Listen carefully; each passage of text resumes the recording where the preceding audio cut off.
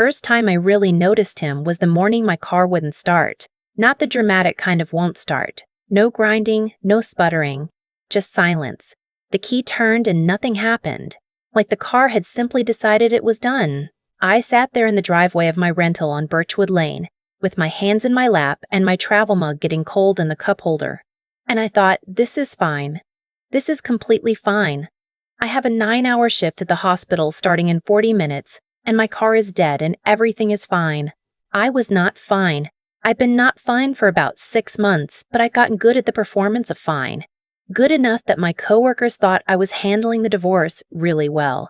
Good enough that my mom, when she called on Sundays, believed me when I said I was settling in. I moved to the rental on Birchwood in February, right after everything fell apart, and I'd spent those months learning the particular silence of a house that belongs to no one. I was still sitting in the dead car when I heard a door close. The house next door was a gray Craftsman with a porch that someone had clearly loved at some point. There were window boxes, empty now, and a wooden bench that had weathered to silver. The man who came down the steps was carrying 2 travel mugs and moving like someone who had nowhere urgent to be. He was maybe 40, maybe older, with the kind of quiet face that doesn't announce itself. He had a yellow Labrador on a leash who immediately sat down on the bottom step and looked at my car with what I can only describe as professional concern. The man looked at my car with what I can only describe as professional concern. The man looked at my car too. Dead battery? He said. Not loudly, just across the 20 feet of driveway between us like it was a normal thing to ask. I have no idea, I said. It just stopped. He handed one of the travel mugs to no one, then seemed to realize he was holding 2 coffees and set one down on his porch railing. I have jumper cables, he said. Give me 2 minutes. His name was Callum. I found that out later.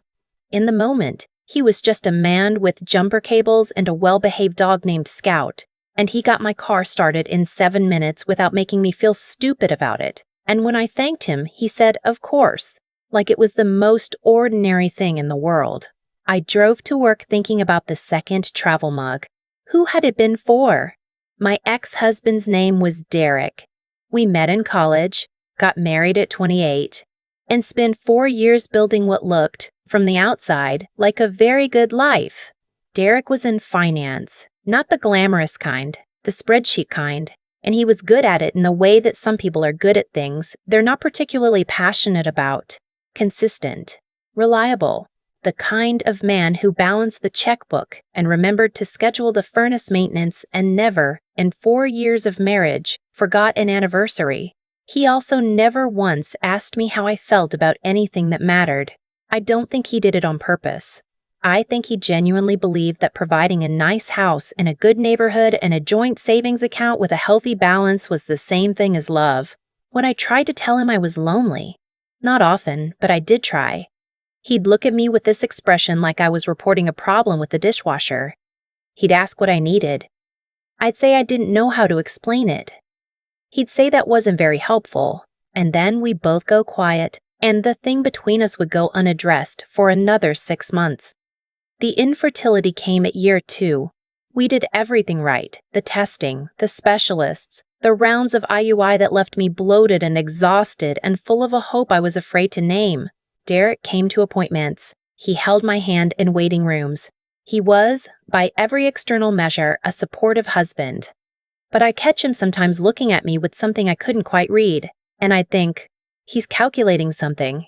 I just don't know what. I found out what, eventually. His name was Jordan. She worked at his firm. She was 31 and had a daughter from a previous relationship, which apparently settled something in Derek's mind about her ability to have children. He'd been seeing her for 8 months before I found the texts. He didn't apologize exactly. He said he'd been unhappy for a long time and he hadn't known how to say it, which was true. And he said he thought this was better for both of us, which was not. He had a post-nuptial agreement drawn up 6 weeks before I found out about Jordan. He asked me to sign it on a Tuesday evening, said it was just something his financial advisor recommended, given their shared asset structure, and God help me, I signed it. I was tired from a 12-hour shift and I trusted him and I didn't read it carefully enough. It gave me 18 months of rent at my income-adjusted rate, our smaller savings account, about $22,000, and the right to keep my car. That was it. 4 years, and that was the math. My lawyer, when I finally got one, said I might be able to contest it. But Derek knew people. He knew how these things moved through the system. And when I told him I was considering it, he looked at me across the kitchen table, our kitchen table with the little burn mark from when I'd set a hot pan on it too fast. And he said, quietly, that he really hoped I wouldn't make this harder than it needed to be.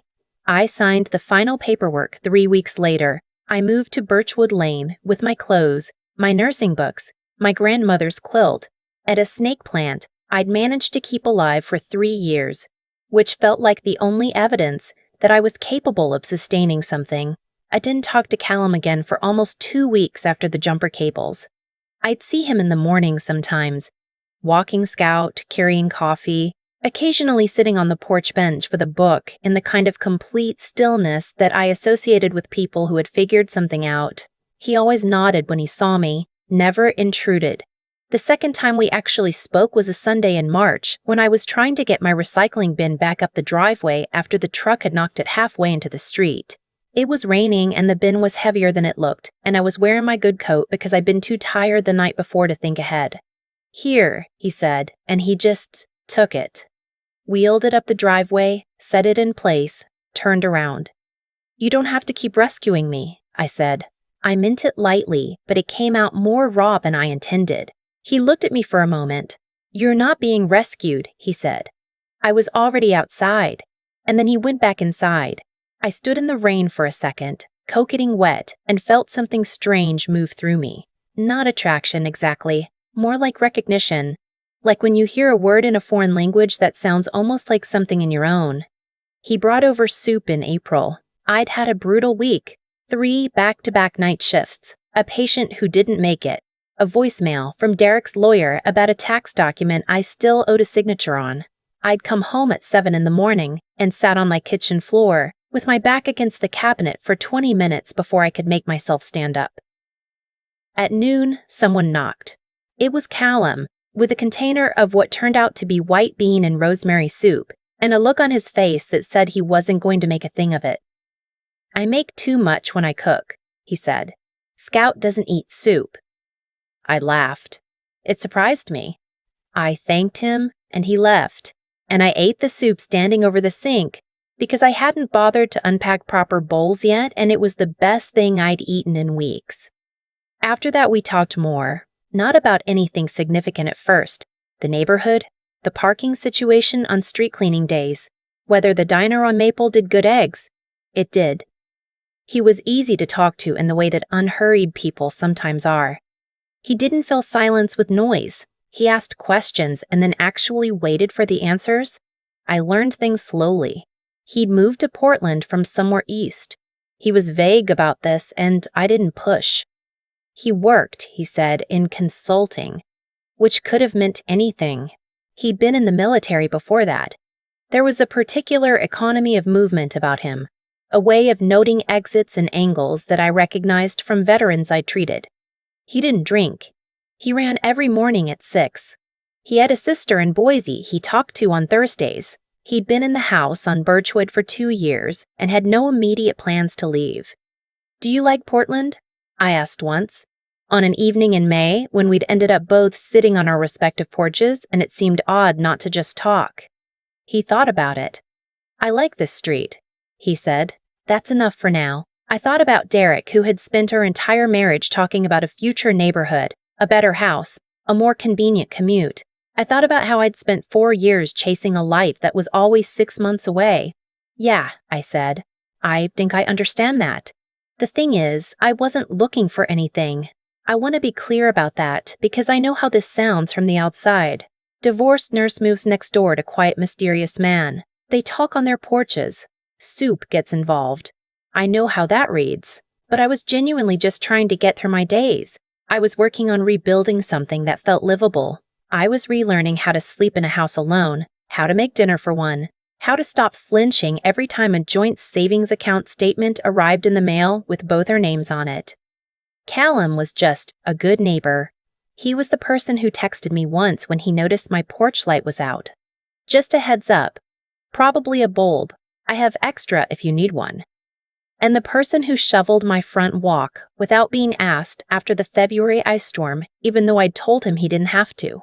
He was consistent in the way that Derek never had been, which I tried not to read too much into because I knew I was probably calibrating basic human decency as something exceptional because of what I'd been through. In June, his sister Renee visited for a week. I met her over the fence one afternoon when she was throwing a ball for Scout and I was attempting to install a window box planter. The empty ones on my rental had started to bother me in a way I couldn't explain. Some need to put something growing in them. She was warm and immediately warm, the kind of person who treats every interaction like a continuation of a conversation already in progress. "You're the nurse next door," she said, not unkindly. "He mentioned you?" "Good things, I hope." She smiled in a way that wasn't quite an answer. That evening, the three of us ended up on Callum's porch. He'd made dinner and there was extra, there was always extra, and I learned more about him in 2 hours than I had in 4 months. Not because he revealed things, but because his sister just talked freely the way siblings do, and he didn't stop her. He'd done 2 tours. He'd started his consulting practice from nothing 8 years ago. He was... Renee let this slip between bites of pasta. Basically retired now, but he'd never say it that way. He looked at her over the table with an expression of extreme patience. "Basic," she said, "is doing a lot of work in that sentence." I filed this away without examining it. Derek reappeared in July. He didn't call first, which was very Derek. He operated on the assumption that his arrival was always convenient. I was on my front porch with coffee and a book when his car pulled up, and every carefully constructed sense of normalcy I'd built over 5 months just tightened in my chest. He looked good. He'd gotten a haircut. He was wearing the jacket I'd given him for his 33rd birthday. I was in the neighborhood, he said, which was demonstrably untrue, because Derek lived in Lake Oswego and had never been on Birchwood Lane in his life. We talked on the porch. I didn't invite him in. He said he'd been thinking about how things had ended, that he felt he hadn't been fair, that Jordan and he paused here, taken a step back. He said he thought we'd had something worth reconsidering. I looked at him and felt, with a clarity that surprised me, nothing that resembled desire. I felt tired. I felt the particular kind of sad that comes not from loss, but from recognition. I was finally seeing the whole shape of the thing, and it was finally seeing the whole shape of the thing, and it was smaller than I'd thought. "Derek," I said, "I signed the papers. Papers can be. I signed the papers," I said again, and I meant them. He left 20 minutes later. I sat on the porch for a while after his car turned the corner, and I noticed that Callum's front door, which had been slightly open, was now closed. I didn't know if he'd heard anything. I didn't ask. But the next morning, there were 2 travel mugs on his porch railing again. And this time, when I came down my steps with my keys, he handed one to me.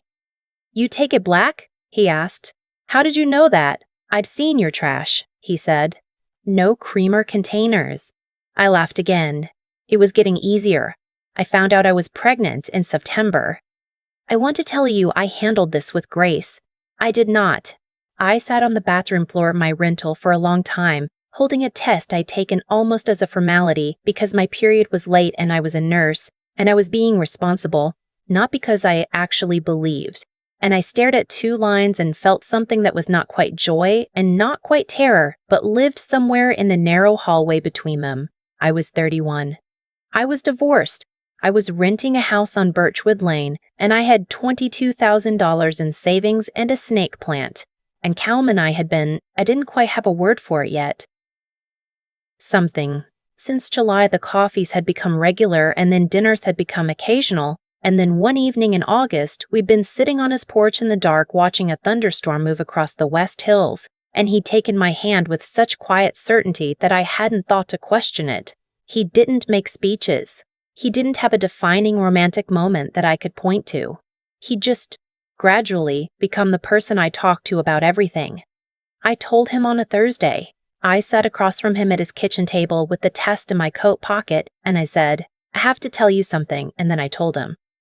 I watched his face. He went still, not the anxious kind of still, but the kind that means someone is thinking carefully. Okay, he said.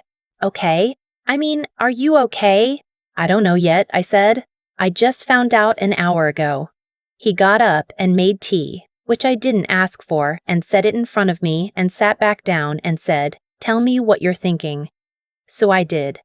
I told him everything. The terror, the strange flicker of something I was afraid to call hope, the logistical impossibility of it, the fear of being alone in it. He listened to all of it. He didn't tell me what to do. He didn't make it about himself. And then he said, "You won't be alone in it. Whatever you decide." It was the most important thing anyone had ever said to me. I kept the baby.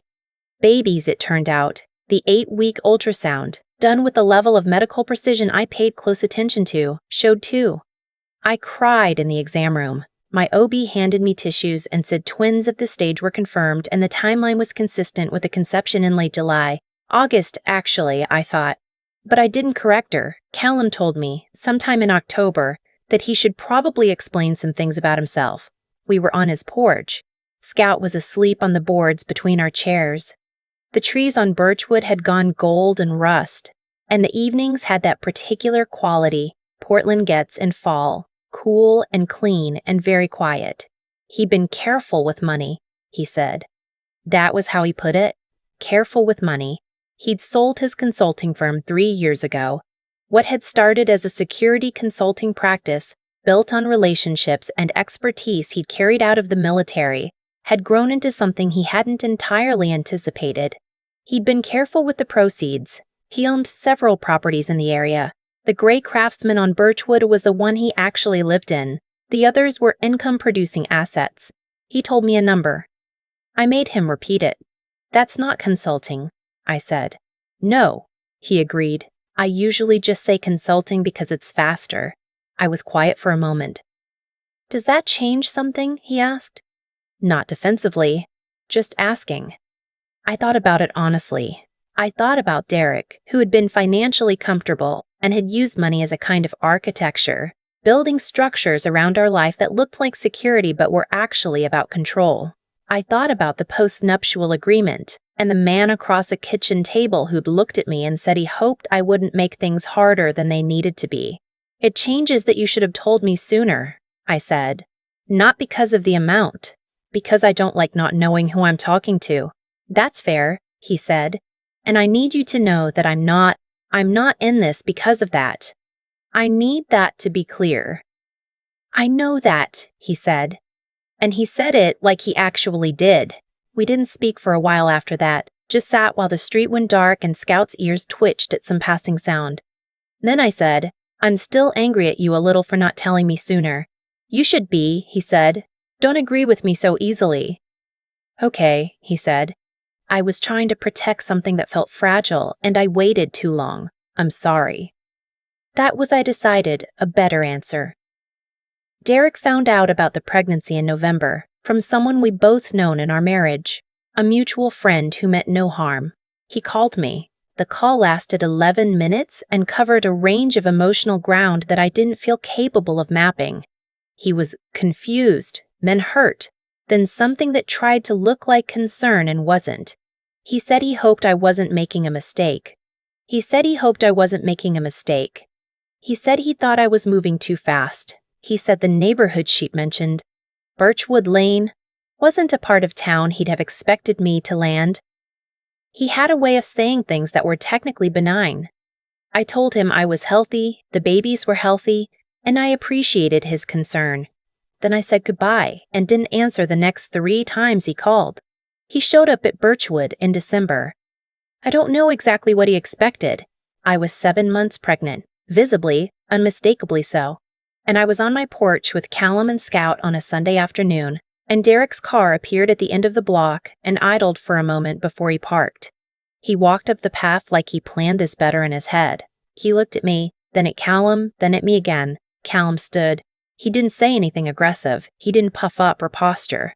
He just stood and looked at Derek the way you look at something you've already fully assessed and aren't concerned about, and Derek's particular brand of confidence, the kind built on being the most financially comfortable person in any room, did something complicated on his face. "We should talk," Derek said to me. "We really shouldn't," I said. He turned to Callum then with the expression of a man trying to establish hierarchy. "I don't think we've met," he said. "We haven't," said Callum. Derek let his eyes move around. The house, the car, and Callum's driveway, which was unremarkable. A 6-year-old Subaru that gave no particular information. He was running calculations, I could tell, in the way he always did. "I own several properties in this area," Callum said, pleasantly, "including the one behind you." Derek turned. The craftsman-style house 2 doors down had been quietly vacant since October. There was a for rent sign in the yard. "You own. I also own the building your firm leases on Burnside," said Callum. "2nd and 4th floors. The lease renews in March, I believe." The silence that followed this was extraordinary. Derek looked at him. Really looked. And what I saw in Derek's face then was something I had never seen there in 4 years of marriage. Genuine uncertainty. The realization that the calculations he'd been running had returned a number he didn't expect. "I'll leave you both to your afternoon," Callum said, and sat back down. Derek left. He did not come back. Our daughter Ivy was born in February, small and furious and perfect, with a density of dark hair that made the nurses laugh. Her brother Flynn arrived 4 minutes later, disagreeing with everything about the situation, including the overhead lights, and screamed at sufficient volume that Callum, who had been required by hospital staff to wait in the corridor, later said he'd heard it clearly through the door and had, for the first time in many years, actually laughed out loud alone in a hallway. I thought about this while they put Flynn in my arms, and he went suddenly, completely quiet, as if he'd been waiting for exactly this and was now, finally, satisfied. My mom arrived 2 days later on a flight from Albuquerque. She'd known about Callum for 2 months, which had been long enough for her to have opinions. When she met him in the hospital room, she shook his hand and said, "She doesn't give anyone the benefit of the doubt easily. You should know that," which was embarrassing and entirely accurate. He said he thought that was reasonable. My mom liked him. I knew she would once she actually saw him. The way he held Ivy, carefully, like something precious, but not fragile, like he understood the difference, was the kind of thing you can perform. She asked me, on her 3rd day there, if I was happy. I thought about Birchwood Lane, and the window boxes I'd planted with sweet alyssum and trailing lobelia, and 2 travel mugs in the morning, and the particular kind of quiet that a good house holds. I thought about the snake plant, still alive, now on a windowsill where it got better light than it ever had on Sycamore Drive. I thought about waking up in a place that felt entirely mine, and choosing, freely, to share it. "Yes," I said. "Not because everything's easy, but yeah, I think so." She nodded. "That's the right kind," she said. "I'm writing this from the porch on Birchwood Lane. It's May. The window boxes are finally in bloom, late this year because spring came slow to Portland, but they're there. Scout is asleep on the boards by the door, inside the house. Callum's house, my house, our house now. I can hear Ivy making the particular vowel sound she makes when she's working something out, and Flynn making the sound he makes when he disagrees with the situation. One or the other of them is always working something out, always disagreeing. They are, so far, the most themselves people I have ever met. Callum came out 10 minutes ago and set a cup of coffee on the railing next to me and went back inside. He didn't say anything. He knew I was writing. I think about the morning my car didn't start. Sometimes. I think about sitting in the driveway with cold coffee and 40 minutes until my shift, and a marriage already over even if no one had said so yet. And I think about a man with jumper cables and a well-behaved dog who said, of course, like helping was just what you did.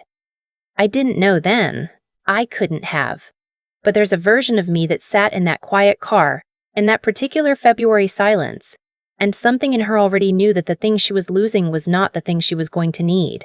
The sweet alyssum is white this year, which I didn't plan. I just grabbed what was available at the nursery, the way you do. It smells like something I don't have a name for. Honey, maybe. Or the specific quality of a morning that expects nothing from you and gives you everything anyway. Flynn has gone quiet inside.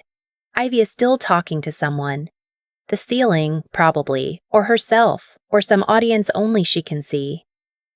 I pick up my coffee. Down the block, someone is walking a dog. The morning is ordinary and whole. I don't need it to be anything else. I used to think the hardest part of losing a marriage was the paperwork. I was wrong. The hardest part is the version of yourself you signed away before you even knew you were signing. The woman who trusted a man across a kitchen table. The woman who was too tired to read carefully. The woman who believed that someone who remembered to schedule the furnace maintenance would also, somewhere in there, remember to see her. I spent a long time being angry at that version of myself, replaying the Tuesday evening I signed those papers, thinking about all the things I could have done differently. Called a lawyer first, asked more questions, pushed back harder. For a while, that anger felt like the only honest thing I had left. But here's what I've come to understand. Sitting on this porch with 2 babies asleep inside and coffee going cold next to me, the choices I made weren't stupidity. They were the result of years of slowly learning not to trust my own instincts. Derek didn't take something from me in one dramatic moment. He did it gradually, the way water erodes stone. So slowly you don't notice until you look down and realize the ground has changed shape. What rebuilt me wasn't one dramatic moment either. It was a man with jumper cables who said, of course. It was soup left on a doorstep without ceremony. It was someone who, when I said I was scared and didn't know what I was doing, asked what I was thinking instead of telling me what to do. The small, consistent things, that's what integrity actually looks like up close. Not the grand gesture, but the 10,000th small honest choice, made quietly, when no one is requiring it. Callum could have told me who he was from the beginning. He didn't, and that was a mistake, and he said so plainly when it mattered. I appreciated that more than I would have appreciated a perfect record. A person who can say, I was wrong, here's why, I'm sorry. That's the person you can actually build something with. Derek never once said those words in 4 years. I didn't realize how much that cost me until I heard them said simply, without defense, by someone who meant them. I think about what Derek's face looked like when he understood who Callum was, not because I needed that moment. I really didn't. I'd already stopped needing Derek to understand anything. But there was something true in it about how the world actually works. The quiet man is often the one who built the room everyone else is standing in. The person who doesn't announce themselves is frequently the one who has nothing left to prove. The choices we make return to us, not as punishment, not as reward, just as consequence. Derek made the choice again and again to see people as instruments. That's a small and diminishing way to live, and it produces a small and diminishing life. I made the choice, finally, to stop organizing my worth around what someone else had decided to give me. That produced Ivy and Flynn, and sweet Alyssum and May, and coffee on the porch, and something that, for the first time in a very long time, feels genuinely like mine. It didn't happen because I was lucky. It happened because I stopped signing things I hadn't read,